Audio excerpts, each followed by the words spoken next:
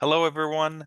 My name is Philip Davidovich, and I'm a Senior Technical Advisor for Leadership and Digital Development at IREX, as well as the Project Director for the Impact Fellowship Network. Really excited to be sharing some of the content from our most recent workshop on social network analysis. I hope you enjoy and feel free to reach out if you have any questions and want to expand on these concepts with your own programs.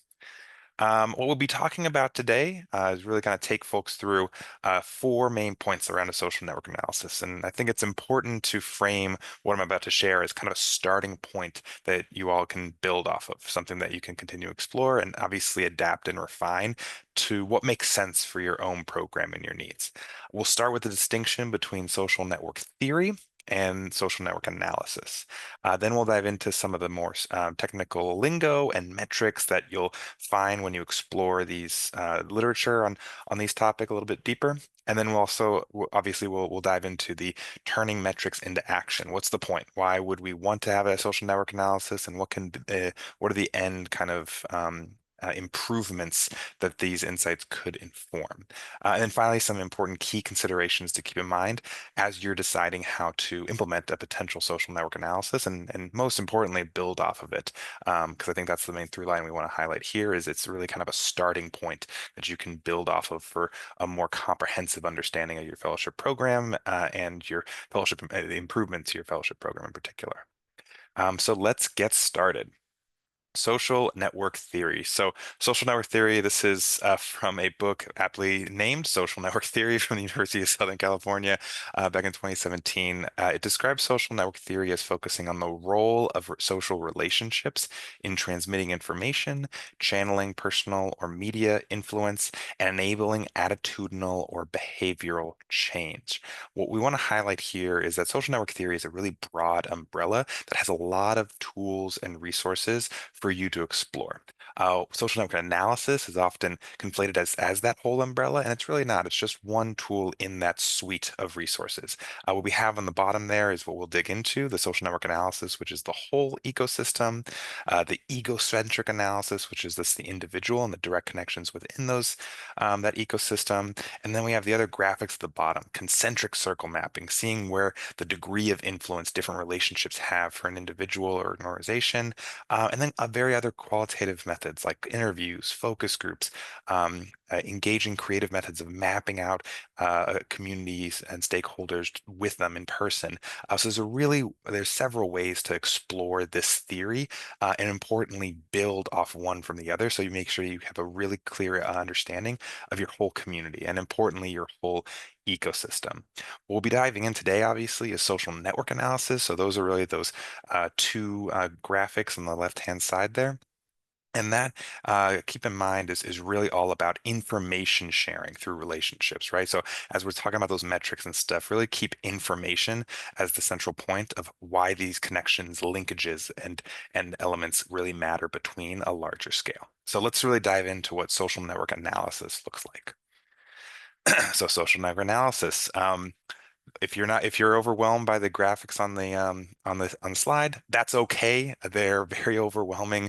It's okay as a starting point for you to understand what this whole web of relationships and ecosystems might look like. At its core, what we have on the table here or on the slide here, our social network analysis simply maps and measures relationships and flows between people, groups, or organization to improve communities, identify missing links, and improve connections between groups.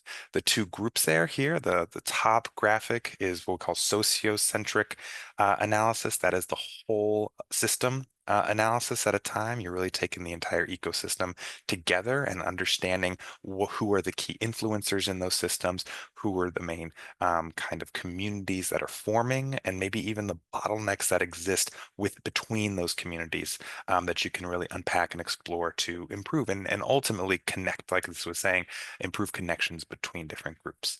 And then there's the egocentric one. Like I mentioned in the last slide, it really starts with the individual. These two things kind of balance each other out, but I think it's really important to highlight because at the end of the day, especially with fellowship programming, you're really ultimately trying to get to improving an individual's experience in the in the fellowship model, either as an alumni, as a fellow, as a partner, as a recruitment partner, anything in that line. You're really hoping to ultimately improve that connection and experience at an individual level. So these two things really play a part. And the only big difference I'd like to highlight here is that egocentric analysis is extracting what that individual's um, direct connections are within that larger system. There are many ways to do this, and actually, there's even more creative ways we can highlight down the line when we kind of wrap up this session for you to consider. But that's really the two types of social network analyses that you can expect: sociocentric, whole of system; egocentric, individual and their immediate connections. So I think the best way of really unpacking these and specifically kind of going through the many terms and the metrics that we'll explore is kind of being grounded with a scenario, specifically a fellowship program. So if you'll indulge me, I'd like to share a little hypothetical fellowship program that we can kind of use as a reference point for some tangible illustrations of how these metrics and these terminologies make sense. So here is the program I've created called the Amazing Leaders Fellowship, or ALF. It is a 12-month program that places early career professionals from the United States at CSO organizations around the world. The program recruits diverse fellows from diverse academic backgrounds, including urban planning, public policy, social work, and business. Cohorts, just for some awareness on the structure and the scale of this fellowship, cohorts typically include 30 to 40 participants that are matched with 25 different host organizations each year. The program includes a guided leadership development curriculum, three in-person cohort gatherings, and several post-fellowship engagement opportunities that bring together a network of over 600 alumni, host supervisors, and recruitment partners from the program's 8-year history.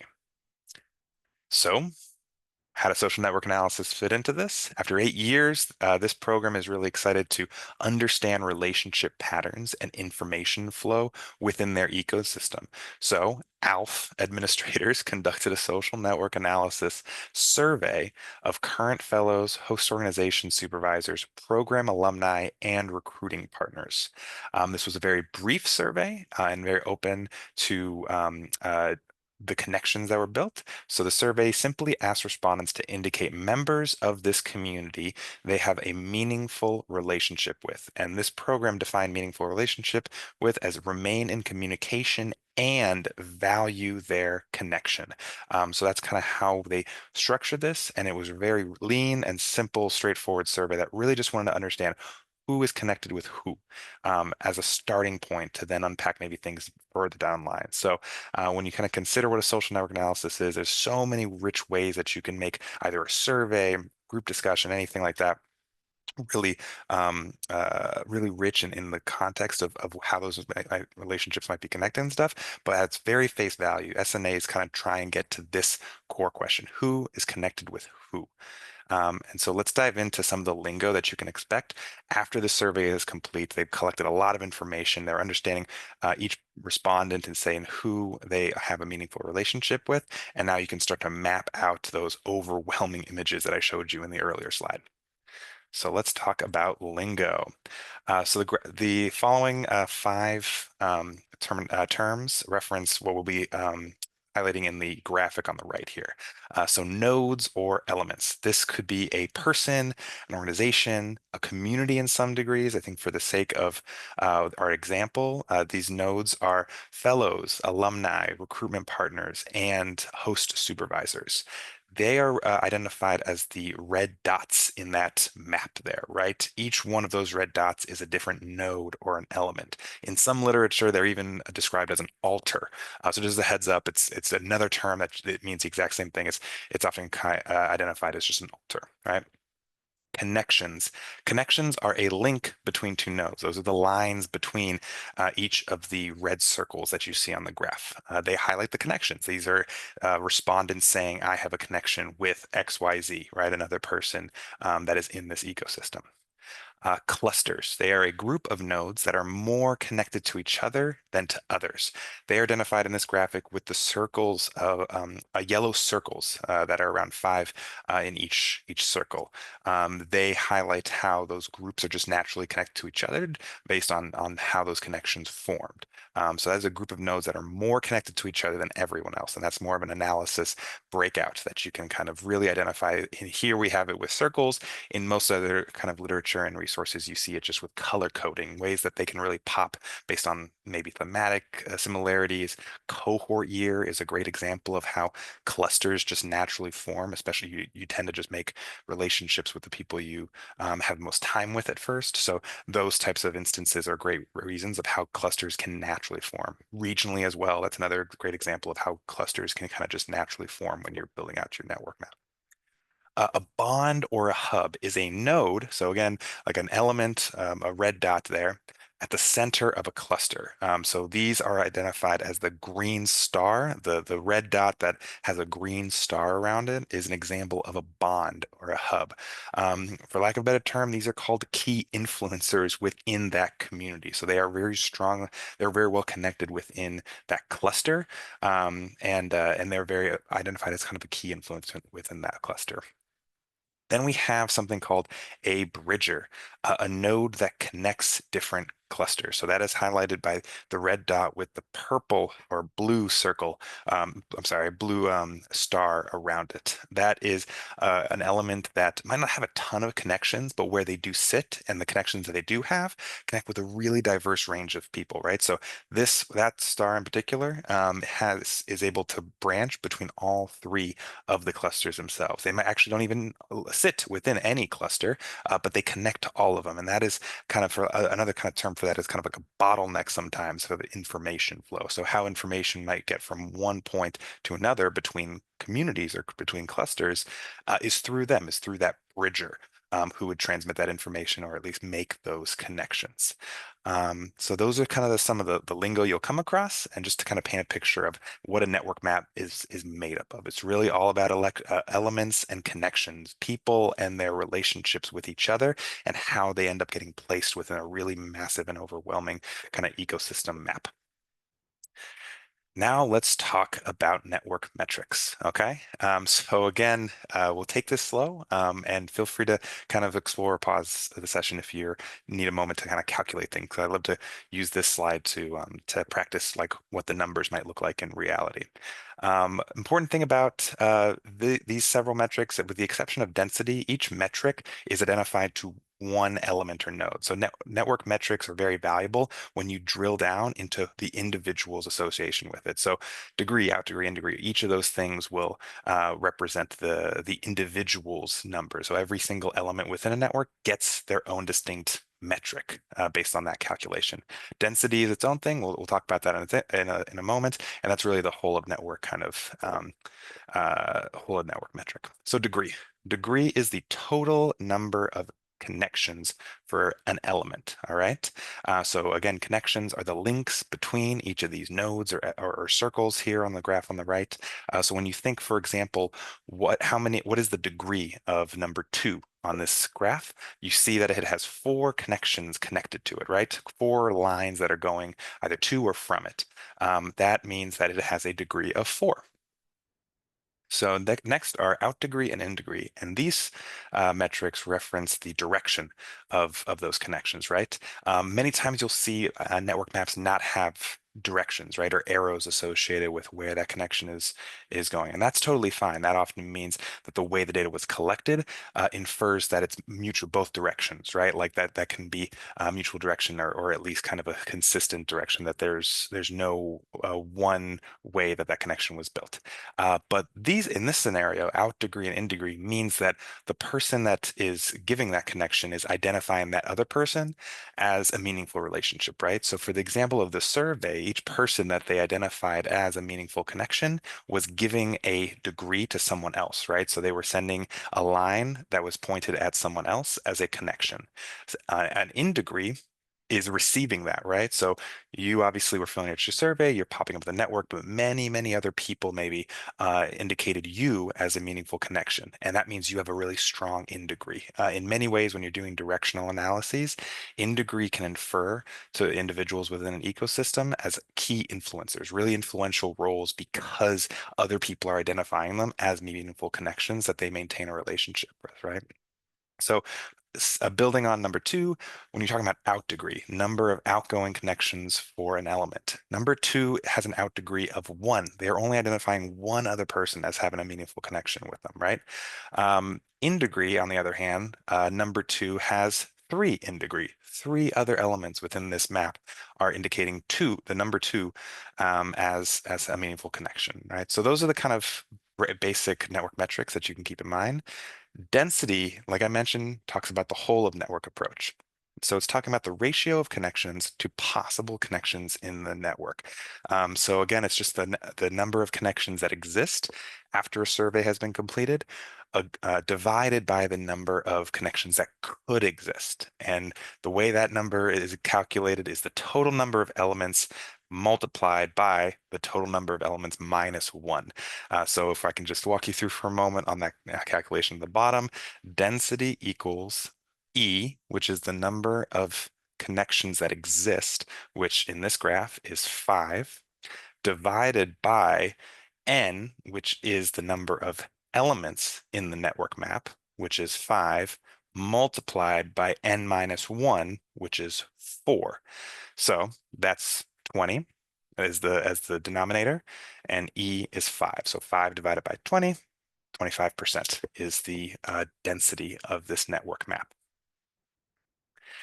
Now, let's take a moment, maybe pause the video, take that all in if you want to kind of look at these metrics for a little longer and stuff, and then we'll kind of go a little bit deeper, a little bit more advanced in this next slide, where we're going to be talking about position. Network position metrics, these are really around where an element lies within a larger ecosystem. And this is calculated just based on how all the responses made from a survey might map out. There's a lot of resources out there that can do this automatically. Excel Node is one. Kumu is another great one. There's many, many ones that will automate these kind of metrics for you. So you don't have to like calculate or really like dig in, as well as the more basic ones too. So there's a lot of resources out there. Don't feel overwhelmed that you have to know how to calculate every one of these by hand, for sure not by hand, but certainly not for a advanced software to do so. So these are really all about position, and position is really important when you're trying to identify how information from one another. Let's start with closeness. So closeness is the distance each element is from all other elements. It's calculated by taking the average path length it would take to get, or the path length from one element to every single other element, and then dividing them all by the number of total elements to get an average path length that it would take, right? So closeness is a really valuable one because those that have a really small closeness score means that they're usually central or positioned in the middle of a sprawling network map. Those that have a really high closeness score, it means their average path length to get to all other ones is really high. They tend to be on the fringes. This is a big generalization. There's a lot of caveats depending on the style of the network, the communities, the clusters and stuff. But generally speaking, the closeness scores that are really high tend to be isolated people within the network, people or organizations within the network. And the closeness scores that are really low are much more well connected and central within the network itself. Then we move to betweenness. So betweenness highlights the frequency an element lies on the shortest path length between two other elements. So remember that this calculated already the path lengths between different elements. So that's already in mind when this is going through. Remembering information flow, this is basically highlighting individuals that cross that path length between different elements, right? A great example of this are those bridgers that I highlighted a few slides ago. Um, Information has to go through them to get to other parts of the ecosystem or the network, and so they tend to have really high betweenness scores because information has to flow through them because there's no other route. Okay, so that's one other great example of what betweenness can do. And also think about this, high betweenness scores tend to be really great conveners as it kind of is easy to see on the visual when you're like a bottleneck or you're a bridger between different communities. you also can serve as a convener of those communities. And the ideally, when you identify someone like that, that's someone that you can probably build a an opportunity to connect their own relationships together with each other, and then build those other kind of bridges between those communities, and hopefully like deconstruct those isolated clusters necessarily, if that's a priority for the program. Eigenvector. You'll see this term up a lot. I like to just call it the popular um, metric. It's about connections an element has to well-connected elements. And when I say well-connected, the default is often a high degree or in degree elements within a network. This is basically showing who is the closest to high influential people, and what is that percentage of within the network. This doesn't necessarily mean they are particularly influential. It is a weighted component of how you can calculate position and influence, but it does identify who are kind of the surrounding or key group of key influencers, because that's not necessarily natural across clusters or visualizations. So this is really like the popular metric. I'm a little skeptical on the practical use of this. This is really valuable when you're using big data sets, social media data sets. It's very, very common when you're using a massive and you have 100% representation of your ecosystem. But for fellowship programs, we have a lot of data collection limitations too with reaching out. So I would take this one with a grain of salt, but you will see it in a lot of literature. So just understanding what that was will be very valuable. So eigenvector position, you'll see it as eigenvector centrality metric that folks can explore. It's the popular metric. Then the final one, I think, probably the easiest to grasp and the most practical as well too, I think, in many regards, is the two-step reach. And this is the portion of the network within 2 steps of an element. This is also called the friend of a friend network, or I'm sorry, the friend of a friend metric. So this is taking each person and the degree, the percentage of the whole ecosystem or whole network and community that it can reach within a friend of a friend. And oftentimes, just practically, those relationships are very easy to access for any one individual, right? Introducing me to 1 degree further from the direct connection that I already have. So it's very practical. And for the sake of information sharing, imagine you have an application or you're just trying to share information really rapidly. People that have really high 2-step degree can share information with a huge portion of that community very quickly. So think of application deadlines, job opportunities, things like that. 2-step reach can be a very valuable way of strategically sharing information or engaging folks that could share that information really quickly. Doesn't necessarily mean it'll reach the whole network, but it does mean that it can spread very quickly within at least a good portion of the network if you're using it appropriately. So again, take a moment, really think about like these things. One way of highlighting what this looks like in practice, again, like I mentioned, these can look overwhelming in just definition style and stuff. But what this looks like as an end result and how you can practically see it on a map or in an analysis report is with this example I have on the next slide. And that is an example of the distribution of closeness. So, for example, this program, the ALF program, mapped out or the distribution of the closeness score for all people who responded. They got a tremendous response rate. They said it was 600 alumni, host supervisors, and recruiting partners. And they had clearly over 500 people, or about 500 people, respond. So this is a huge portion of the network. 3% of alumni with average connection path lengths above 5, which that's the definition of closeness, average connection path lengths, above 5 are significantly detached from engagement with the rest of the network. And that is the group that's circled on the top right corner of that graph. You know these people. There's a breakdown of who these individuals are with their distinct scores. You probably have relationships with them as administrators. You've worked with them. There's a reference to engage them, and there's oftentimes too an opportunity to engage them on new activities, right? So when you see something like that, and you see a cluster or a group of people that are at least identified as less engaged than the rest of the ecosystem, especially with this type of response rate, you can reach out to them and offer more opportunities, or even more, building off this study, you can understand what might be holding them back from engaging more, or what opportunities they would like to see more of, because maybe that's holding them back from from engaging. So you can really target groups of folks that are less engaged and see if there's programmatic improvements you can make to make them more engaged or improve or meet them where they're interested in engaging. And then on the other end of the spectrum, let's say you want to move to the left-hand side of the curve where that distribution is closer to like between 2 and 3. Those are the really, really centrally connected individuals within the network.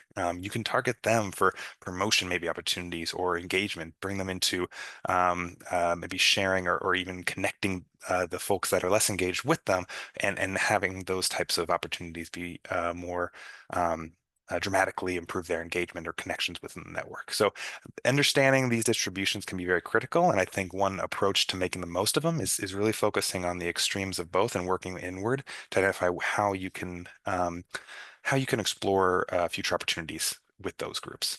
Because they represent kind of the extremes within the whole network. And then obviously you can sense check that with the broader network.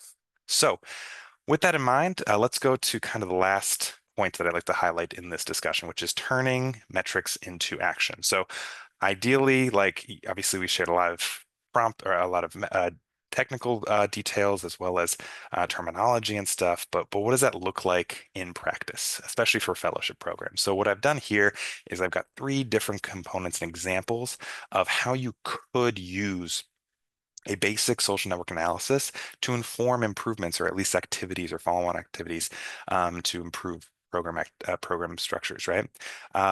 The first one is fellowship recruitment. Let's take a dive on there. With a social network analysis, you can use it to try and increase your engagement within the recruitment process. Think about identifying those closeness scores, those metrics in degrees or even betweenness in some degrees, right? Target those key influencers within communities, even maybe with clusters of folks that are less engaged in recruitment practices that could be more involved in to get more involved alumni involved in these fellowship recruitment areas, right?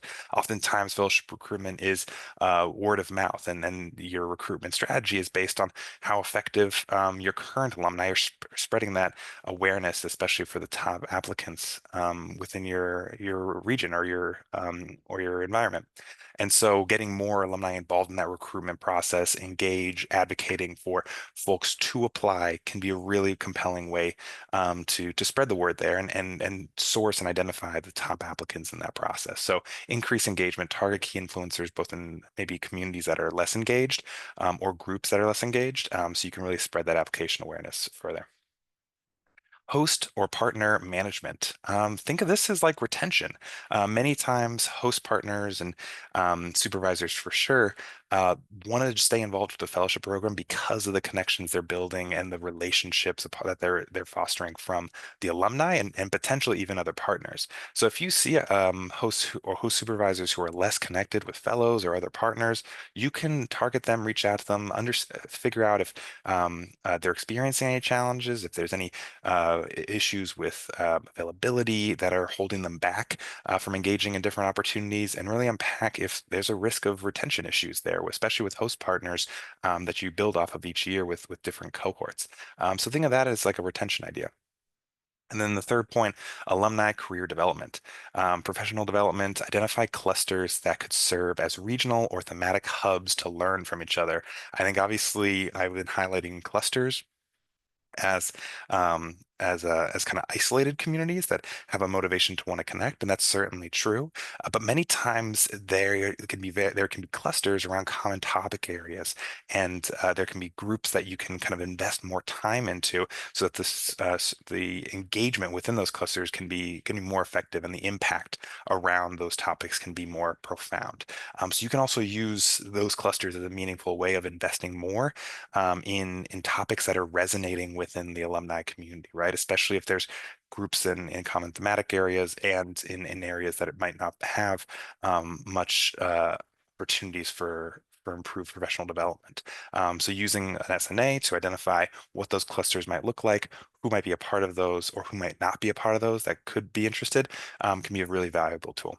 And then the last point I'd like to highlight, and at the very bottom, this crosses everything, and I think leaning it back into the priority of information flow as a big takeaway from any social network analysis is identifying key influencers that you can engage on specific opportunities to maximize the reach and awareness. A little bit there with fellowship recruitment, but that was more on engagement and bringing folks in for a specific targeted purpose. Think of that two-step reach metric, being able to share maybe applications to other programs or other grant opportunities for fellows very quickly. Having targeted influencers that you know, if you maybe either share just directly with them informally, they can spread the word very quickly, or if you're able to maybe bring them involved in stuff. Similarly, on the other end of the spectrum, you can prioritize outreach for grant opportunities and other external opportunities, with those that are less engaged, and that's a great way of making sure that you're making the most out of alumni engagement in a lean and effective way. So finally, I'd like to highlight the key considerations to keep in mind when you're doing a social network analysis, what it can do, as well as the challenges and limitations. So what it can do, like we talked about a lot, identify communities. This can often highlight the different themes, the different tracks that are emerging out of a social network analysis, the groups and the engagement styles of those types of groups. It can also identify silos and bottlenecks, those clusters and bridgers between different groups. Also, it can understand individual influence, engagement, or engagement of members. Again, looking at that egocentric lens as well as the whole of system approach to understand how individuals might be engaging, to then follow up and to figure out what's maybe causing that level of engagement. And then most importantly, I think at the very end there, understand network growth and engagement changes over time. I think I've mentioned this a couple times, but SNAs are really valuable as a starting point to build off of. And I think that's really important, that it's identifying smoke, not necessarily fire. And that kind of builds us into the challenges and limitations. Especially for fellowship programs, you can have incomplete data, especially if you're getting survey responses. You're not often always getting like 90% responses. Sometimes you're working with like 30 to 40%. So, what can you do with that, and what are the limitations around that response rate?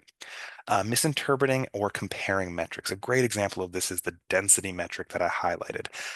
For that example, that density metric was 25%. For a large network that has maybe 600 or so, it might have a network, a density metric of only 5%, but it can actually have so many more higher level engagement and a higher level of connections overall than that smaller one. So comparing network metrics can be really slippery, especially in different environments, different data collection methods, and different points in time. So misinterpretation can be very common, and you really want to avoid comparing results between communities and between groups over time, for sure. Or I'm sorry, between communities or between environments over time. And then it's finally a snapshot in time. So it's really, like I mentioned, it can highlight things changing over time. It's really only giving you one picture at a moment in time. A lot of things can happen, a lot of adjustments can happen within a network. Relationships are flexible. People change relationships, people fall out, people build relationships over time. So this is really just a snapshot in time, and it should be considered as such. It's only one point in a very long and dynamic process of an engaging community. And then most importantly there, cannot inform the why or impact of connections. And I think that's why we always highlight that it's looking for smoke, not necessarily fire, of how engaging this community might be. It cannot inform maybe how these connections were built. Again, there are a lot of creative ways that you can use in a survey to maybe give a little bit of direction and trends and stuff like that with other questions. But ultimately, you're not going to get that true why without a rich qualitative complement to this analysis, which is kind of leading me to my final point, and kind of what I highlighted earlier. SNA serves as a starting point. Mixed methods provide the most actionable insights that you can continuously build on to inform programming. Obviously, that's sociocentric and egocentric analysis are very valuable and can quantify what's going on in an ecosystem. But consider things like interviews and focus group, concentric circle mapping, outcome harvesting. There's so many other opportunities to explore social network theory and understanding how relationships are influencing a fellow's experience and post-fellowship experience, for greater impact. So really highlighting SNA as a starting point and one that you can build off of, and even at times repeat, to get a better understanding of how your activities and engagement approaches are working with your program. So that's everything I have to share today. Thank you so much for listening. And again, if you have any questions, feel free to reach out anytime. We are looking forward to working with many of you in the months and years ahead. So thank you so much.